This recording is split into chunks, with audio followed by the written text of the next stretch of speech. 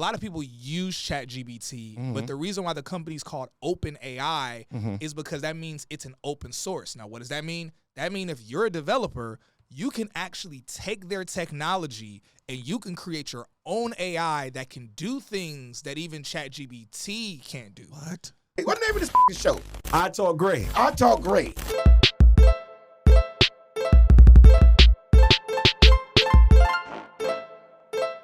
Y'all already know what it is, man. It's your boy, Mr. Williams. I Talk Gray, where we talk about the gray areas of business because it's never just black and white. I got a heavy hitter in the building. My man, Cyrus. What's going on, man? Yo, what's up, man? Super happy to be here. Yes. Finally to get you up in the building. You know what I'm saying? Hold on. You know what? Let me do it correctly. You know what I'm saying? Okay. My man, Cyrus Harbin, right? Yeah. He has a tech career and business influencer and the founder of the Tech is the New Black podcast. Hold on, we got to clap it up for that. You know? Yes. So how you doing, brother? I'm doing good. This week we're actually doing a soft launch of Octoply AI, which is, of course, everybody knows right now AI is going crazy. Yes. 2023 is definitely going to go down as the year of the AI boom. If you ain't using it in your business or in your life, then you're kind of tripping a little bit. No, you're right, man. Chat GPT, it be coming in handy. Yes, it's pretty fire. We use it a lot. Even for all my employees, I've used it to even just like build out their schedule. So I didn't create any schedule of anybody that works for me. AI created their full schedules. For real? Yeah, it's incredible. I just told it. I said, hey, I hired this person. I literally hired somebody, and I said, hey, I hired this person. Their duties are this, and this. Please create a 8 a.m. to 5 p.m. schedule for this person. Include tasks that I didn't think of that they need to do. Yeah. You know, and it literally immediately like made a schedule, and like it created tasks that I was like, oh my God, they should do that. I do need them to do that. So it basically just did everything I needed it to do, and I copied it, put it on a spreadsheet, and gave it to them, and that's the schedule they've been following. That's crazy. But so do you think the fact that you have like AI can do that, do you think that could take away from a person's natural like level of creativity, their thought process, like make them lazy? Yeah, it could. But the way that I look at it is, so think about it. So as business owners, entrepreneurs, the job is to, as you grow and you scale, is to hire someone and delegate a task or a department for them to handle. And that's not to make us lazy. That's so we can focus on the bigger picture. And AI is realistically, it's the same way. Realistically, AI is nothing more than an assistant. So it's an AI assistant. And so AI isn't meant to be the business owner. It's just meant to assist you in things. Okay. But AI itself can't lead a team. Now, it can do a job of one person maybe. Yeah. But it can't manage that department, manage that team. It can't build a business. It can help you get ideas, but it can't do everything for you. So really, it's a valuable tool. It's like having an employee. Having an employee it shouldn't make you lazy. Yeah. But it should instead free up your time so now you can focus on other more important aspects of the business that'll move the needle forward. Okay. No, I could dig it. In terms of a business aspect, you know what I'm saying? I could definitely see how it could help move the business forward. It's definitely going to replace a lot of jobs. It's already replacing jobs. Because I'm seeing, like, you know, my daughter be getting on my nerves, and she got, like, a AI person that she talked to. Is my dad supposed to? And I'm like, the hell is this? Like a Megan type of thing. Yeah. I'm like, this is getting too crazy. Yeah, it is. It's really wild. We're in some wild area. Even the founder of, not the founder, the CEO of OpenAI. OpenAI is the company that owns ChatGPT. Okay. Just to be clear, and technically Microsoft kind of owns OpenAI because they're their largest investor right now. I think they own about 70% of it. But anyway, even the CEO of OpenAI recently said that he can't sleep at night because all he's thinking about is basically like they just open Pandora's box. And he's like, what's about to happen? Because some Terminator type stuff about to go on, man. Yeah, because what people don't realize when it comes to ChatGPT, like a lot of people use ChatGPT, but the reason why the company's called OpenAI is because that means it's an open source. Now, what does that mean? That means if you're a developer, you can actually take their technology and you can create your own AI that can do things that even ChatGPT can't do. What? So that's it's why thinking like for itself. Oh no, I'm sorry. You said the person can take it and do. Yeah. So if you're a developer, so for example, like with Octoply AI, we have developers and we have our own proprietary software. Okay. But the artificial intelligence that we're using, we've taken the artificial intelligence from ChatGPT and we've integrated that into our software to do things that ChatGPT doesn't already do. Like we've been able to kind of bend it and tweak it to do some stuff that you want. If you go to ChatGPT and ask ChatGPT to do it, won't be able to do it. But again, the reason why we're able to do that is because they built ChatGPT. So we literally think of it this way. This is the best way to put it. It's almost in a way if someone gave you a car or you get a car and you get it stock, you can take the engine out and you can put a different engine or you can tweak the engine. Okay, You can change the tires. You could change the color of the car. You can wrap it, change the interior. You can put NOS in the car to make the car go significantly faster and do things it wasn't able to do, but you still needed that framework of the car. That's essentially what ChatGPT is. It's something to where a variety, any developer anywhere can take it, they can tweak it, flip it, have it do some stuff. But again, that's why it's scary. That means anybody can get their hands on it with bad intentions and do some dangerous things. To be on some Iron Man type ish going on here, man. Oh yeah, it's about to get real interesting. Well, before we go ahead, right? I know you got your own podcast. Tech is the New Black podcast, right? Yes. How long you been in the podcast game? So I've been in the game now, not very long. We started Tech is New Black in late September of 2022.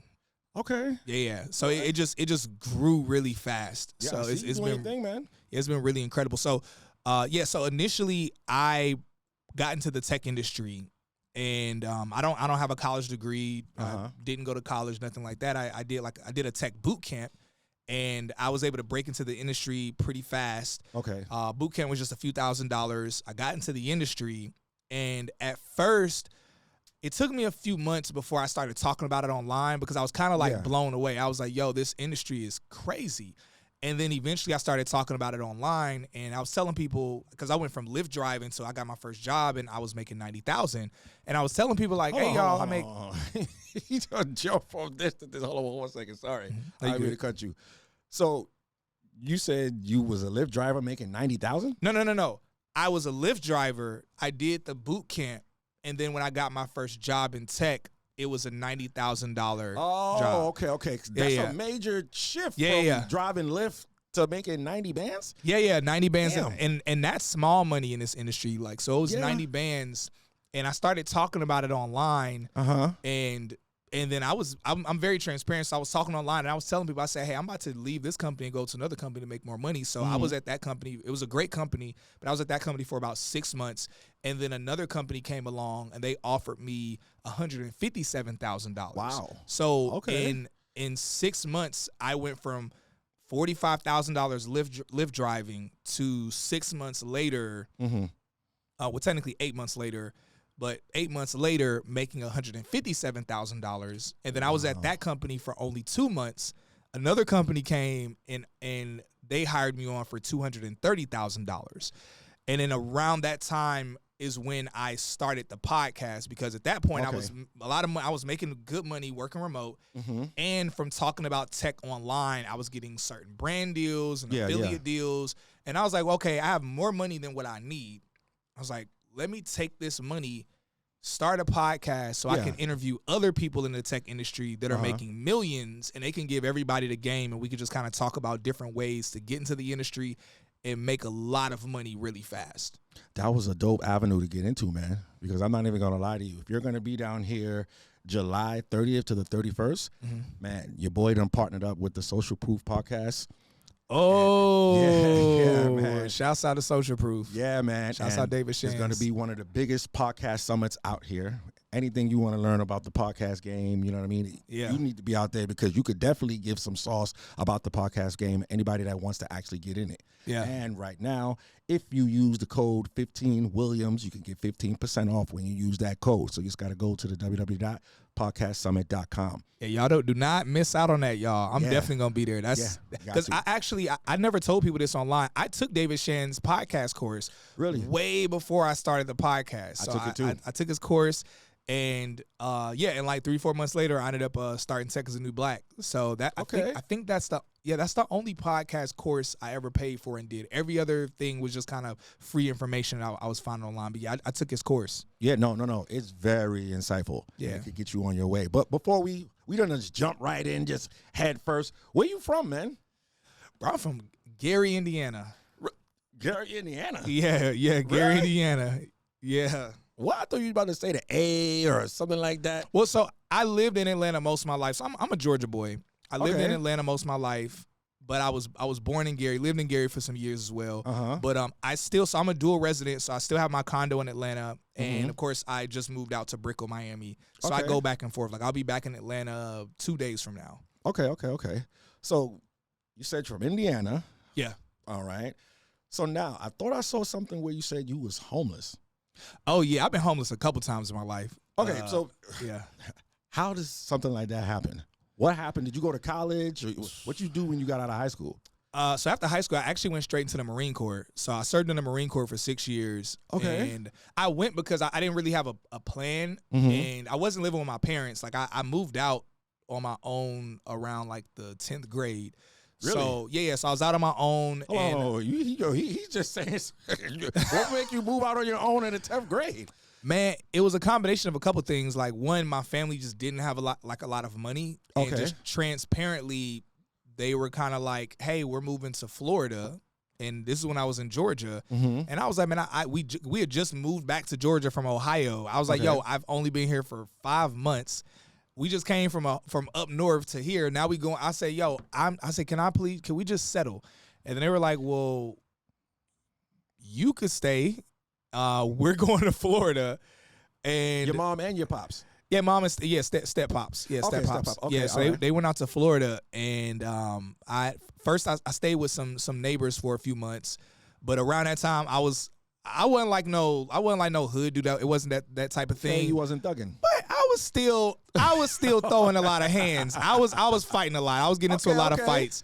And I ended up getting into something in the neighborhood. Some dude, some stuff happened, and I fought some dude. He was a grown dude, but we ended up getting to scrapping. He got beat up a bit, and then he went and got a lot of his boys that are all other grown men.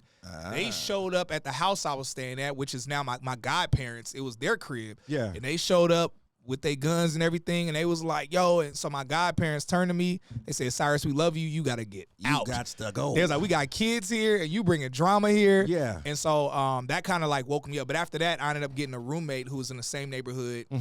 He had an extra bedroom. So so my last couple years of high school, I was just working a job, going to school.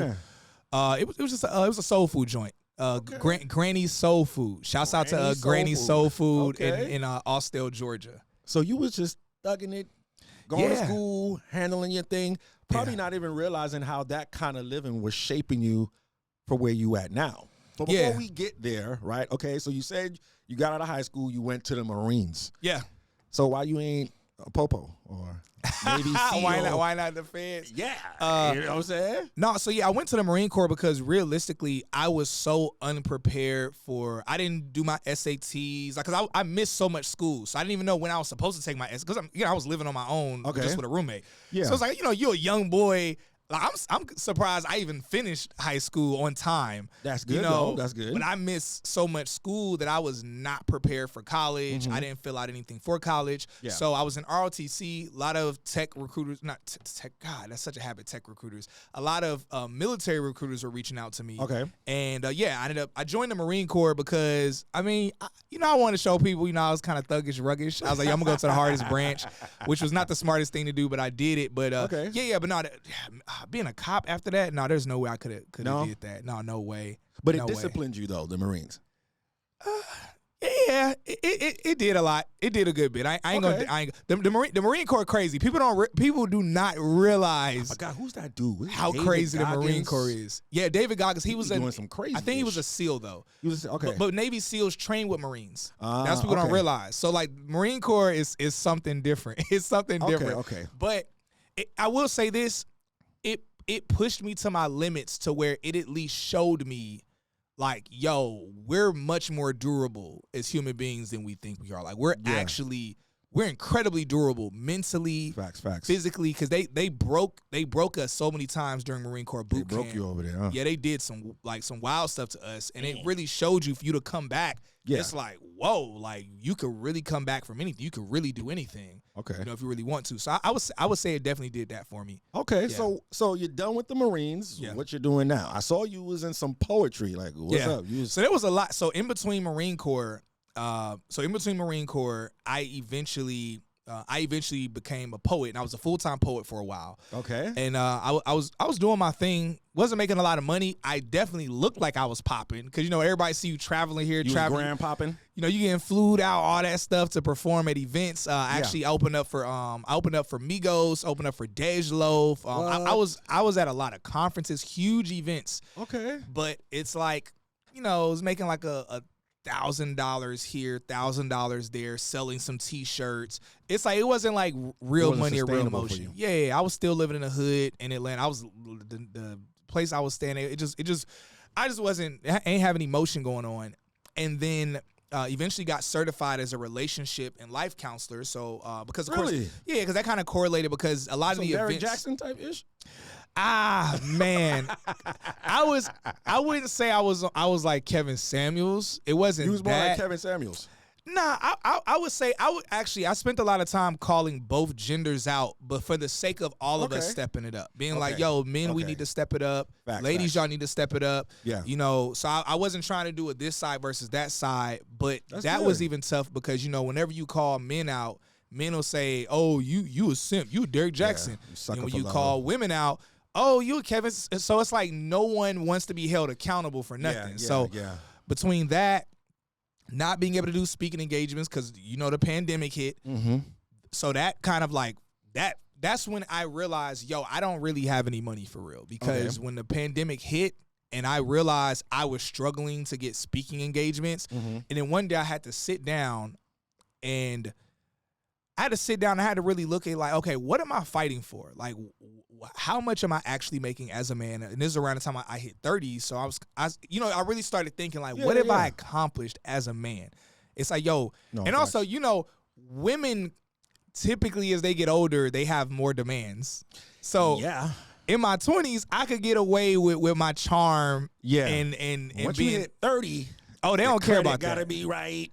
They don't care how cute you. There's miss me with the cute stuff, miss me with the funny. I want to see the funds, like what's going on, type of thing. No, and so, but I appreciate that because it kind of woke me up to really look and be like, yo, what am I doing as a man for real? Mm-hmm. And so I had to pull back and just straight up, I just researched, hey, what are industries that pay the most money? Okay, are gonna have longevity and doesn't require me to go to college to get into those industries. So I literally Googled it, and every single blog I looked at, every site that I looked at, the number one type of jobs that kept coming up were jobs in tech. Jobs in tech. So when you say tech, are you talking about like tech support? You was on some motherboard? That's funny. No, that's a good question, though. That's a good question. No, not tech support. A lot of people know tech support, they're not really making any money.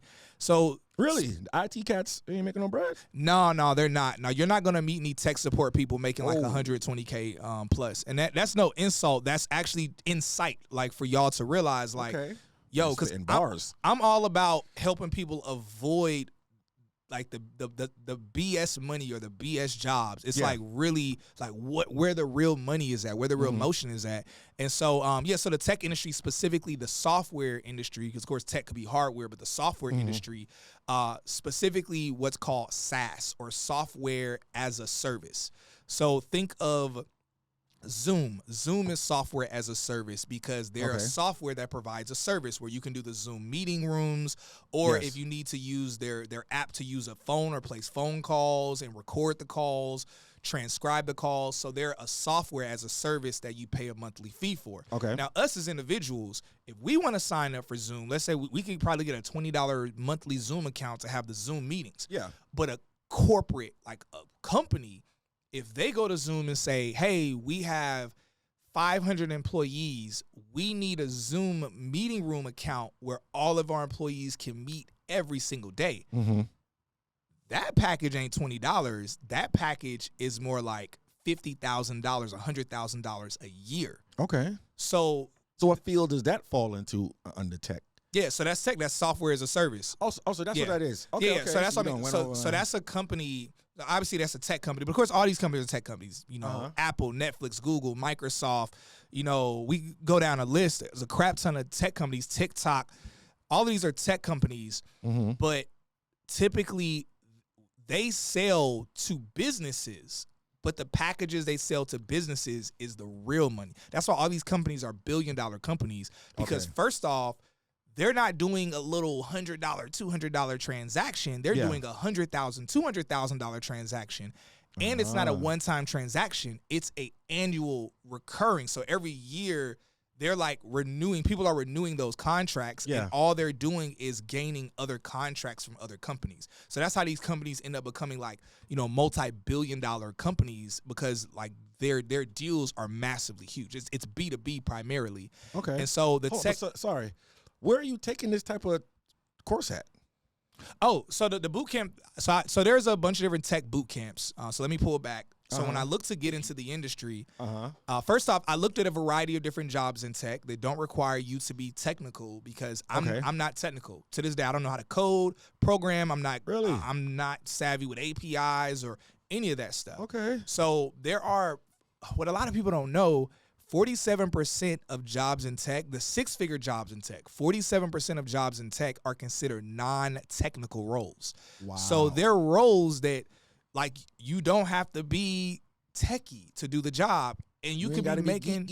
No, you really don't. You really don't. And so, yeah. So I did a sales engineering job or a sales engineering role. There's a boot camp that I did that offered. They offered different courses, and one of the courses was the sales engineering course. So I did the boot camp. They trained me, you know, top to bottom, and also prepared me to interview for those roles. They even gave me an interview cheat sheet that covered like 99% of the questions I was asked in most of the interviews. Okay. And it basically fully prepared me for the job in tech. And then that's how I was able to get into the industry so quickly. And then after I got in the industry, I started putting everybody on, helping everybody get in the industry. And at how long does it? How long does the course take though? The course is 6 weeks. 6 weeks. Yeah, a 6-week course. Are you moving at your own pace? Like no. So there's different boot camps. So the one that I did wasn't self-paced. It was a virtual classroom. Okay. We were using Zoom to meet up in a virtual classroom, and it was 5 days a week, 2.5 hours a day. And I would literally, it would end. It was for me. It was from 8 p.m. to 10:30, and I would get up, you know, eat something, and at 11 p.m. jump in my car to Lyft drive from 11 p.m. at night until about 6 or 7 a.m. in the morning. Okay. And then so I would do the course, and as soon as I was done every day, would start Lyft driving again. But yeah, that's how long it is. But there are other courses that. So what I do now with my aside from educate people in the tech industry, I recommend people to certain tech boot camps to do for certain jobs. Okay. So my team and I, we give people direction as to how to get in the industry. We don't charge people anything. You know, 'cause I know sometimes people think like, oh, you ain't got no fee. No fee. No, not on the back end, on the front end. No. The only thing I charge for is when people book me for one-on-ones. When somebody's like, "Oh, can I pick your brain? Yeah, here's a link in my bio. You about to pay for this." You know, but aside from that, we give free game on the podcast. I go live every single week, and every time I go live, I bring on a person that just got a job in tech, so that way people could hear from somebody that just got in the industry and really hear like raw stories about like what the boot camp was like and what the industry is like so far. Okay. And so that's what I do. But there are some boot camps that are self-paced. Sorry, so you say you're still in the sales. I forgot what you call it. No. So the role that I do is there's different names for it. A better name for it is solutions consultant. Solutions consultant. Okay. Yeah, that's a better name for it because another name for it is sales engineer, but it confuses people and makes people think, oh, you're doing sales. And that's why I don't like that name because I've never done sales since I've been in tech. There are tech sales jobs. Those tech sales jobs, you could make $500,000 a year doing tech sales. Like I have a homegirl. She makes $300,000. Her name is Kayla. I had her on my podcast. Young black girl, killing it. I have another homegirl named Astrid. By the time she was only in tech sales for 2 years, she was making $225,000. and a variety of other people. I know people that are now. This isn't the norm. Yeah. But I know some people that are millionaires, clock in, clock out, just from their job in tech. Really? 9-to-5ers? Yeah, 9-to-5ers making $1 million. That's why the tech industry, people don't realize it, like how much money is in this industry. Wow. You could be an employee making $500,000 a year. So can you have a record and still get in this type of field? Well, when you have a record, so one, we'd have to discuss, okay, what is the record? And two, Let's say it's like a felon. You know what I'm saying? Yeah, but again, what kind of felony are we talking about? Okay. So if we're talking a felon where, I don't know, maybe you sold some drugs some years back or something. It's like, yeah, there are plenty of maybe it's considered drugs that would be like considered a felony or something. Okay. There are still tech companies that would hire you, but also it depends on the role that you're doing. Okay. If whenever people come to me and they're like, yo, I'm a felon, you know, I did something crazy. Check the box. I'll tell them, okay, your best bet is either one, a startup, which is, you know, because a startup, they're just looking for people that are talented, that are hungry, or two, to do what's called a non-customer facing role, meaning like a more behind the scenes job in tech. Okay. And that is more of a cybersecurity or you being a software engineer, because no customer is going to see you and be able to look your name up and find out, oh, you did this. So those are behind the scenes jobs that usually tech companies will kind of be more chill and more lax about, especially if you don't have some extreme violent crime. Okay. Did you have any struggles while you were taking the course? I mean, I would say some imposter syndrome. Definitely some imposter syndrome. But the course is fairly simple. It's a lot of information, but none of it is super complex at all. Okay. So one of the things that people believe you have to be really smart. What's interesting, when I was Lyft driving, before I made the decision to get in tech, I was Lyft driving in Atlanta, and I kept picking up different people from the Indian community, and I was picking them up from the airport because there were always different tech conferences and events going on in Atlanta. And I remember this gentleman was in a car. We were talking, and he had a very thick Indian accent. And I asked him a straight up question. I said, hey, yo, bro, I gotta ask you a question. I said, I ain't trying to be racist. I said, well, let's call it what it is. I said, yo, a lot of Indian people, a lot of y'all are in tech. I was like, do y'all have like a natural proclivity? Like, is that like, do y'all brains just work that way? Yeah. He bust out laughing. He was like, oh, no. He's like, no. he said, we are terrible. He says, we are terrible at it. And I was like, well, how do they always in it? And I was like, how are you? He's like, oh, we just go after it. He said, even though most of us are really bad at it. Yeah. He says, your country has so many of these jobs, and for some reason, y'all are not going after them. Yeah. He's like, so us in our country, we go after them. He's like, and because there are not enough people to fill these jobs that have any level of education or qualification, he's like, we're the ones that get them. And that's why if anybody makes sense. if anyone looks up, you could actually look up which community or ethnic group here in America is paid the most or makes the most money. It's the Indian community. They make more money than the Chinese community, than the whites, all of that. Yeah. But all of them are either in tech or they're like medicine. That's tech and medicine. Why do you think we shy away from it though like that? Because of the lack of examples. Okay. And so, I remember the first time I saw, what is his name? He's like the first black billionaire here in America. He's still alive today. I can't think of his name right now.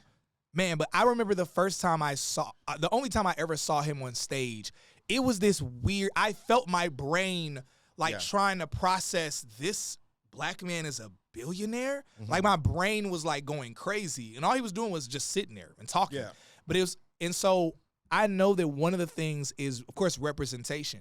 So because one, we don't see a lot of people that might look that are black and brown that are in tech, we assume, oh, that's not for us, or the people that we do see, or the examples we see on TV or in media or news are like these like super nerdy, type really fast. When I type on the computer, I type like this.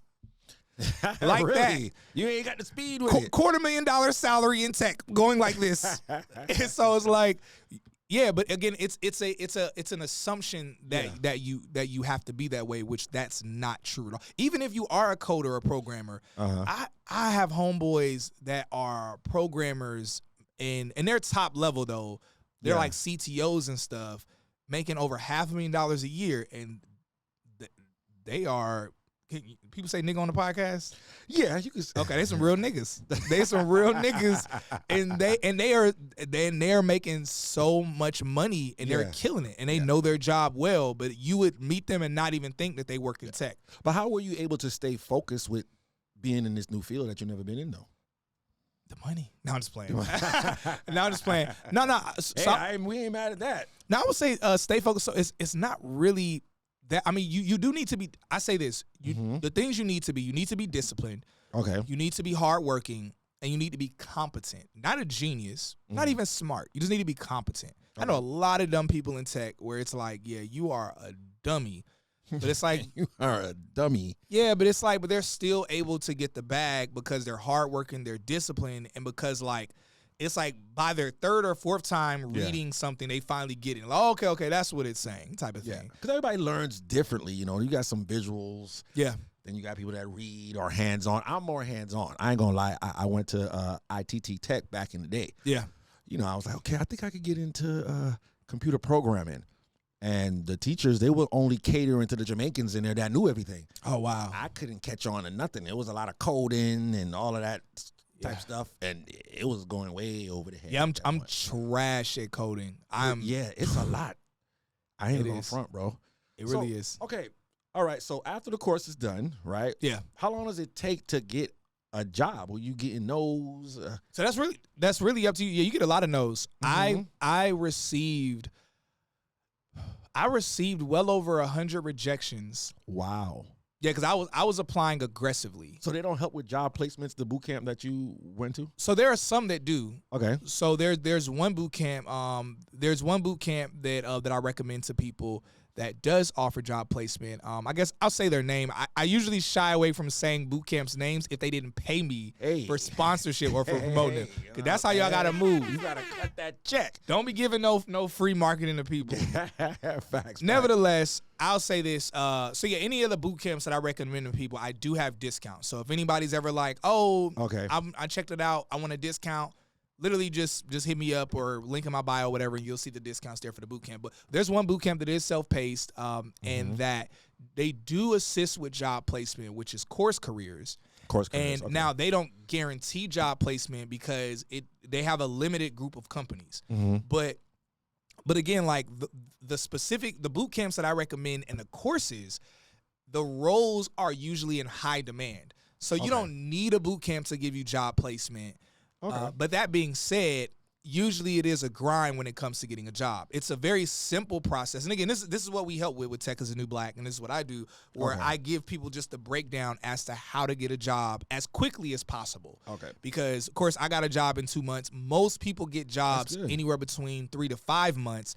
But there are plenty of people that have taken my advice and information. And again, all free advice. But there are plenty of people that have gotten jobs before they even finish the boot camp.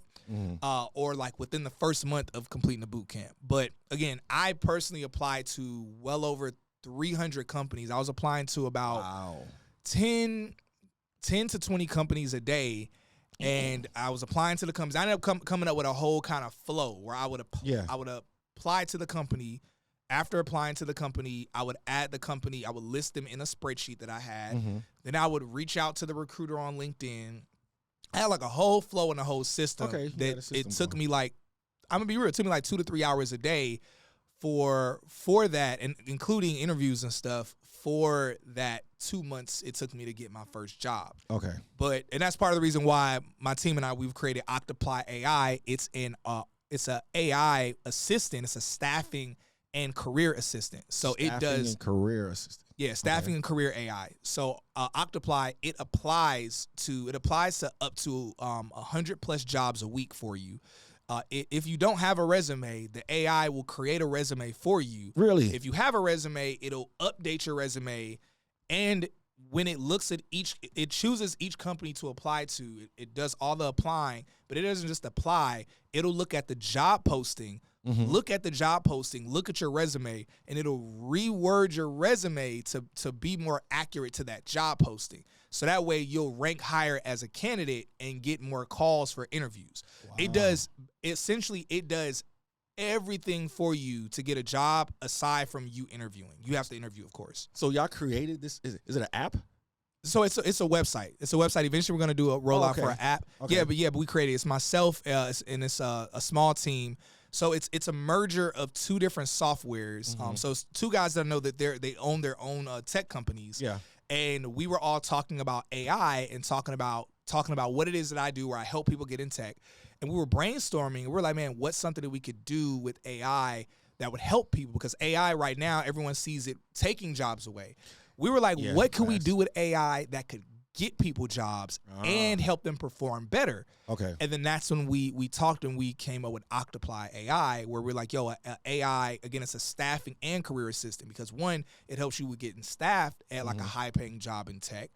And two, it also is a private assistant for you while you're working. So meaning the AI, let's say you're working at a new company and you're going to get 1,000 emails. Yeah. And many times people will email you asking you a question, and 9 times out of 10, you don't know the answer right away. You have to go and like look something up or research. Facts. Octoply, it's integrated with your email. So when someone emails you asking you a question, the AI is able to instantaneously research the answer and respond back to that email as if it's you and saying, hey, here's the answer. Is that like where, because sometimes, we get these emails, these automated emails that have your name in it automatically, like, hey, Wayne, what's up, man? I saw da-da-da-da-da. Is that what you're talking about? Like No. That's not that. That's nothing with AI. That's been around for some years. That's more so that could be a variety of different things, but many different people use that. You could get a software that does that, where you plug it in, and let's say you have an email list, or even if it's not an email list, let's say somebody was on your website. Yeah. So people can have bots on their website, and again, bots are not AI. They're completely different things. But people can have bots. No, it's not. There are some companies that claim to have AI, but really they're just using bots. Bots have been around for a while, and it's not artificial intelligence. What AI is, so bots do one task. That's it. AI is able to not only do a variety of tasks, AI gets smarter over time. Okay. So, for instance, even with Octoply, let's say Octoply right now can go on any company's website, not any company. It can go on about 80% of companies' websites, and it can go through their whole website and apply to a job as if it's you. It can fill everything in. But there are some company websites where they have questions that Octoply is like, I don't know, what is this question? Yeah. So the first couple times, Octoply might answer it wrong, but over time, Octoply gets smarter. It actually is able to adapt and able to see, okay, I don't think this is the best way to answer this question. Yeah. And so those are things that AI can do, where really they call it machine learning, where machines can learn over time. And the thing that's scary is that even that's going to be crazy. It's really crazy. iRobot type-ish. So the era that we're in right now when it comes to AI, they said that AI right now is in its toddler years. So think when the iPhone 1 or the iPhone 2 came out versus the iPhone now. Yeah. AI right now is like the iPhone 1. So by the time it's like the iPhone 14, it's gonna be crazy. Kidnapping us and putting us in the back of a trunk. Man, look. Hey, y'all invest in some of this stuff, because either way, this stuff gonna be booming. No, facts. Are you investing in any tech stocks? Yes, I am. Okay, I would.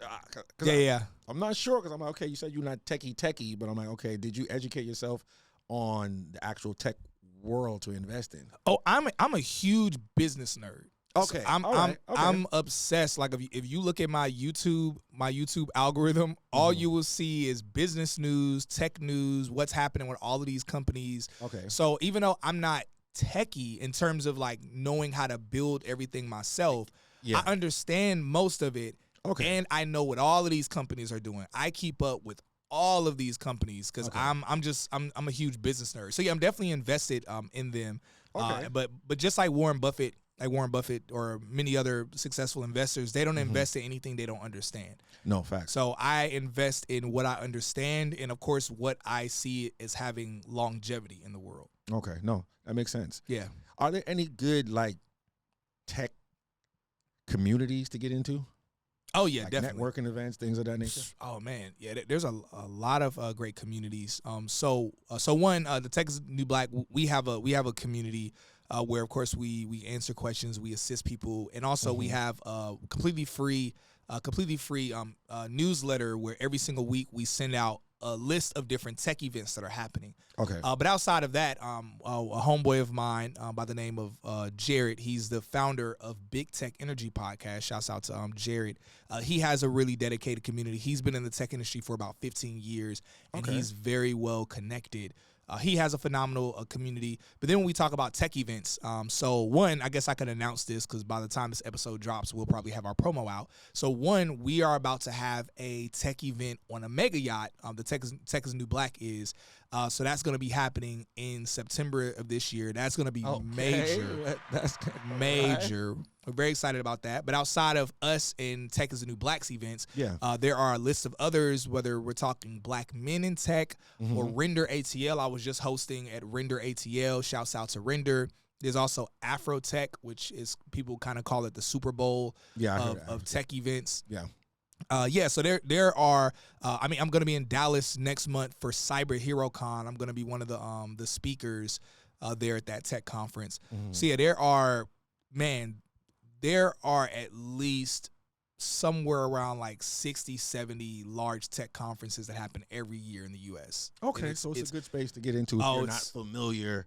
Yeah, the community, and the community is beautiful. It's because when you got a bunch of people making six figures plus, it's like everybody happy.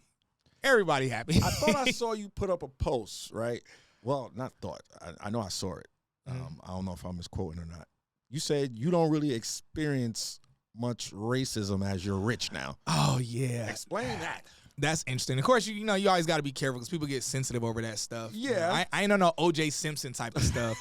But that being said, one of the things you do start to realize when you start making a bit more money, especially when you're making money doing something that is ethical. Yeah. So if you're making money, and no disrespect, but I mean, if shouts out to my rappers, but if you're a rapper, that doesn't have the best like stigma attached to it. Yeah. And so, but like when you're making a bunch of money, and you're connecting with certain people, you start to realize that people don't care what your skin color is. Like if you got motion, you got motion. And more often than not, I see a lot of favoritism that I get because I'm black. So when even the building that I live in Miami, it's not a cheap building. And so it's like you have to be making money to stay there. Yeah. And so when my neighbors, when they saw me, because there are not a lot of black people there, when they saw me, they go out of their way to talk to me.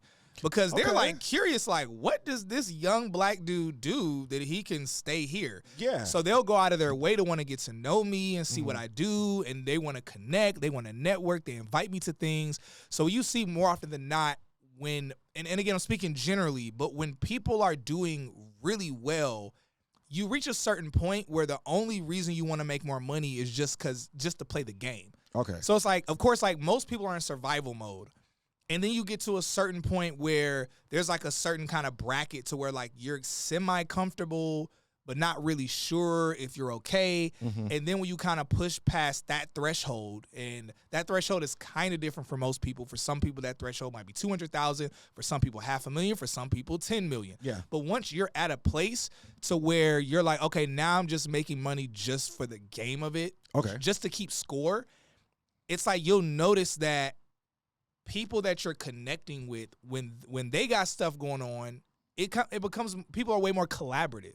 Okay. And people are way more like, yo, let's collaborate. Like, I don't care what the color of your skin is. I don't care what your gender is. Yeah. I respect you for what you've accomplished. Yeah. And that's what it becomes. It becomes them respecting you for your accomplishment, not them prejudging you because of your gender or skin color or any of those things. Okay. So that's something that I've noticed that's not, it ain't like that. It's not like that. Like I heard up the high riser. I heard a quote recently, and I don't know how accurate this is, but I heard a quote recently where it's like, yo, racism, and it's going to sound wild. And I'm not saying I fully agree with this, but it's something I'm wrestling with. But they're like, yo, racism is for poor folk. Where it's like, it's for, and not saying racism doesn't exist at all levels, but it's like, again, there's not a lot of healthy collaboration because people typically are stepping on each other so they can get up there. Okay, the crab in the bucket kind of mentality. Yeah, but when you're out of the bucket, it's like, okay, we're no longer trying to step on each other to get up. It's more like, yo, we're all having fun now. We're happy because of what we've done. We made it out of the bucket. Yeah. Now, like, yo, let's help other people get out of the bucket. So let's collaborate. Whether you're another brother or you a white person, yo, let's collaborate. Let's come together. So that way we can help more people. Because now we can help people. And now it makes our businesses look better. It makes our brands look better. Yeah. So more often than not, man, a lot of the rooms that I've been privileged to be in, I see a lot of people making money that are not black at all, and they're going out of their way behind the scenes to do a lot of things, whether it's for the black community or other communities, because at that point, they realize the value of giving back. And whether it's a tax write-off or whether it's something that gives them better positive brand recognition for their business, and or if they just genuinely are compassionate towards people, you just notice that a lot of the issues and things that happen don't happen as frequently or as often when you make it to a certain level. Yeah. Okay. Yeah. So that's why my biggest thing is. It's just been helping people just make more money. And it's like, even if it's not tech, like maybe it's something else, but it's just cut out the BS stuff. There's a lot of BS that's happening right now. Like a lot of people. You mean in the world? I mean, in terms of careers and in terms of people chasing things. Yeah. I think one of the problems are that, because even when I talk about how much money I make in tech, I try to be very clear. I'm even abnormal. Like, for me to make the amount of money that I make as fast as I made it is not normal. And I'm not at all selling a pipe dream where it's like, oh, you can do this too. Yeah. Yeah, a few of y'all can, but not everybody. And some people will do better than me. Who knows? But I know that I'm not the norm. And I think one of the things that's ailing our community today is people wanting to be, like, everyone wants to be like that number one at the very top. So more often than not, people see these pipe dreams, whether we're talking, the MLM stuff. I try to be careful to not say Forex, because Forex is legit, but the whole MLM thing that happened where, the top scamming, the top 2% of people that were doing that, they were making money, but it wasn't something to where the other 98% were going to make money. No, facts. Or even, I'm a huge believer in being an entrepreneur and being a business owner. Yeah. Nevertheless, the overwhelming majority, 90% of entrepreneurs like fail or don't go anywhere. And I'm not saying don't start. Yeah. But then even beyond that, if you look up the average amount that an entrepreneur makes, the average entrepreneur makes between $50,000 and $70,000. So when you look at that and you realize, dang, and of course everybody wants to say, well, I'm not going to be average. It's like, well, the odds are not in your favor. The odds are in your favor to be average. Yeah.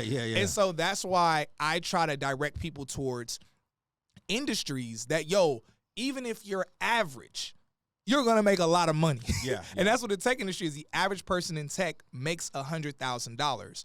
And so my biggest thing is, it's good to have a solid income, and then take that income and pour that into your business or pour that into the stock market or into real estate. Yeah. So that way, worst case scenario. No, facts. If you make bad investments, worst case scenario, if your business flops in 5 years, you're still making six figures. Yeah. Even if you quit working in tech and you focus on your business full time, if you have to go back to tech, you're going back to six figures. Exactly. So, and I think that's one of the things that messes us up is that we get so caught up on chasing the big fish, and we downplay the, I don't want a job. I don't want to work for the man for $140,000, $200,000. Are you crazy? No, but sometimes you have to do that. Like, I talk to a lot of artists, right? And I hear that same thing. I ain't never working for the man. But sometimes you have to. It's not like working for the man, because you can gain skills while you're working there, but also you're not broke. Because when I say, what's your budget? Like, damn, budget.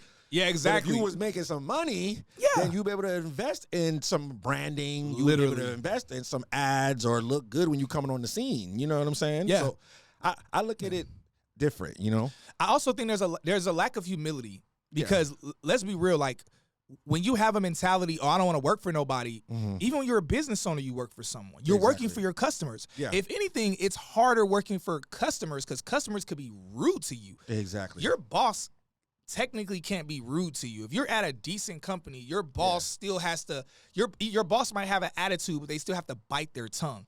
But when you're a business owner, your customers ain't got to bite no tongue. Your customers can cuss you out, be disrespectful, all of that. So when people have this notion of, oh, I don't want to work for somebody, really that's a sign like, yo, you lack humility. Like you lack humility and you lack the respect of looking up to an authority. And more often than not, it's like, yo, it's better for you to learn how to be successful working for someone before you're able to go out there and actually do like your own thing and be able to like really kill it successfully. Because now, like, how are you going to be good at being a business owner if you weren't humble enough to work for someone? Because now when you're a business owner, you're not even going to understand what your employee has to deal with. Exactly. You know, because your employee, like, you're not going to have grace for them when they're late to work because you're not going to really be able to understand that. You're not going to be able to understand how hard their job is. There's certain things you're not going to be able to understand more often than not. And so I'm not saying that everyone needs to get a 9-to-5. I'm not saying that at all. I'm just saying this notion where we're so arrogant or our nose is so up. And it's like the thing that's sad. It's like you look at who the number one, like which community or which groups are the number one that are chasing entrepreneurship. It's the Black community. But the Black community is still the brokest community. So that should show you something. But it's like what communities are chasing jobs the most. It's the richest, the wealthiest communities, the Indians and the whites and the Asians. They are less entrepreneurial than we are. Nevertheless, they make more money because they get high-paying 9-to-5s, and then they leverage that money and put it into real estate, the stock market, or into their own business. But now, because when you're making $200,000 a year, now you can live off $100,000 and use the other $100,000 to pour into your business. You're your own investor. No, facts. And so that's why people ask me like, "Yo, Cyrus, how did Tech is the New Black take off so fast? Like, how this, how that?" I'm like, because I was making good money working in tech. I took the money and I kept. I hired my videographer. I'm not gonna say like on here how much I pay my videographer. I pay my videographer a lot of money. Like my videographer, just doing my podcast, he makes 6 figures a year. So like that, and I have a whole team. I have an entire team. All of them are getting paid. When I hired him on, he started at $7,500 a month. Is how much I was paying him. Every recording, every shoot. I was able to do that. Every recording, you pay him $7,000? Yeah, but we would do, it would be once a month. So we would record 8 guests. So it would be for 8 guests. And it would be, so basically it would be the equivalent of 8 episodes, but we would record all that in one day, but it'll be a full day of shooting. And of course he would be making edits all month. So it wasn't like just something real quick. It's definitely work. Nevertheless, how was I able to pay that? Because I was making $230,000 like working my job in tech. That man was making them bad. So, and now, now the podcast grosses over $1 million a year. Like we're on track. The podcast is on track to do a little over 1.5 mil this year. What? Yo, we gotta clap that up. And everything has been bootstrapped. We had no investors. We had no nothing. And so we're growing and we're scaling. And how are we able to do that? Because I sat down. I said, yo, bump all this me chasing the flashing lights. Let me get a high-paying career. And then after, start helping other people get in the industry. Yeah, I did. I said, yo, I sacrificed the whole me being on stages. And now the irony, the thing that's funny is that because man, like the Bible talks about this. It talks about like you walking with a certain level of humility and how like God will elevate you. And the thing is, the issue that I had, I used my handle on social media used to be Cyrus Speaks, and because I was speaking at a lot of events. Even though I was broke, I had such this weird arrogance about myself because I was always at events and people would stop me and be like, "Oh my God, I'm a fan of yours." And it's like, man, I went so broke when all the speaking engagement stuff stopped. I had to get this this goofy job where I was at Walmart. It was like this weird type of job. I don't even want to get into it, but I remember like a few people coming up to me at the Walmart. And them seeing me and them being like, "Yo, you're Cyrus Speaks." And they would look and be like, "What are you doing here? You work here?" Because you were stunting on the ground. Man, when I tell you I needed that humility. Because eventually I got to a point where I was proudly saying, yeah, this is where I work at. This is my job. I'm like, yo, I'm not speaking no more because X, Y, and Z. But that level of humility it brought me to the point of being like, okay, I need to get a solid career, looking popping on social media. Yeah, facts. I just need a solid career that I can provide for my family, and I can stop being a little boy, stop being Peter Pan. I can grow up and do what I need to do. Yeah. And then the beauty of it is that humility in doing that ended up translating to where God elevated me. And now I'm back speaking on stages, but now I'm on stages not talking about watch me perform on stage and do this cool poetry with these bars and wordplay. So you're not going back to that? No. I thought that was your passion. I thought I read that. Or did I not? Passion. I enjoy doing it. Okay. I definitely enjoy doing it, but so you evolved from that. Yeah, because now I don't think, for me personally, there's nothing that makes me feel better. Like, and I'm gonna be straight up with you. Someone can hand me a check for $10 million right now. It would not make me happier. It would not change my emotion. And I've realized that. I'm like, okay, I now make enough, and I would gladly take it. But I wouldn't be up all night all excited, like staying up like, oh, what am I gonna do with this $10 million? I would literally look at the $10 million check, put it in the bank, and I would talk and brainstorm with my team, brainstorm with our finance manager, and be like, okay, what should we invest? Like, what should we put it into? How much should we put into the marketing for the podcast? How much should we hire a couple more people?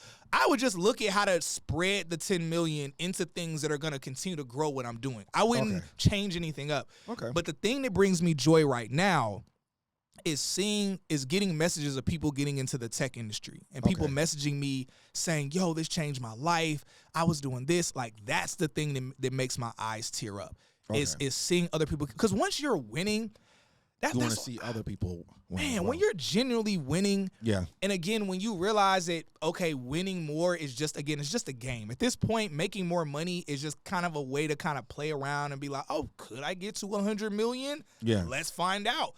But even if I don't, I'm okay.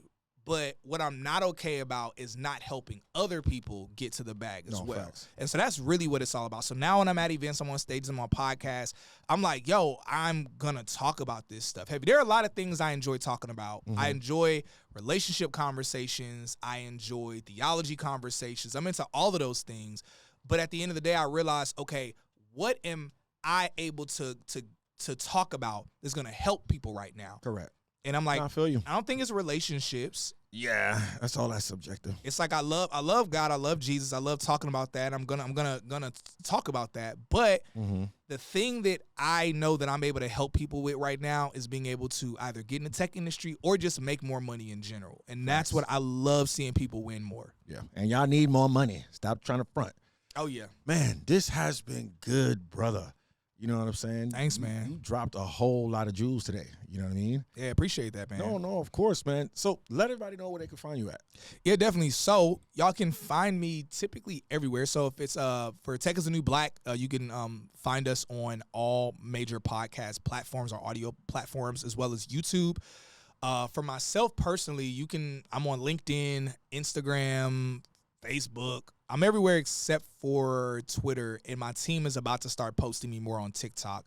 But the platforms TikTok that I'm on is Instagram. Like, Instagram is where I'm heavily at, as well as LinkedIn, because the tech community is booming on LinkedIn. Okay. You want to talk about getting a bag, man? Look, you better be on. LinkedIn's where it's at. I People don't just even created know. a LinkedIn probably a month ago.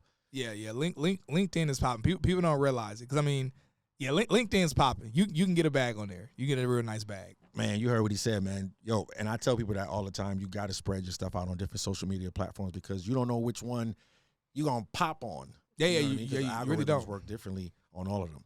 Yeah, no, exactly. And I want to be clear. I don't have the bandwidth to be on each of the platforms myself. Yeah. But again, I took my tech bag and I hired a few VAs. So my VAs are everywhere. They're in all of my DMs, so it's either me or my VAs in the DMs, and my VAs are always working. So it ain't going down in the DM. No, it's not. No, it's not. It's funny because my VAs, what I do on Instagram, whenever there are people that I know personally, or if somebody sends me a personal message, my VAs shift them to a private message thing and flag it. Okay. And so I'll usually do that. If I know someone and we connect, I automatically flag their account. So that way, if they ever message me, my VA's like, no, not to open up those messages. But it is always funny whenever women, like something happens or a woman might say something slick. And I see my VAs open up the message. I'm like, oh, that's really funny. Especially when of course, if I turn the person down, my VAs will like message me like laughing. Yeah, that's funny. Man, this was good, brother, man. You know, you dropped some knowledge out here, and the people need it out here, man. Hey, man, I'm happy to do it. Facts. Man, y'all already know what it is, man. It's your boy, Mr. Williams. I Talk Great. We in the building. We out of here.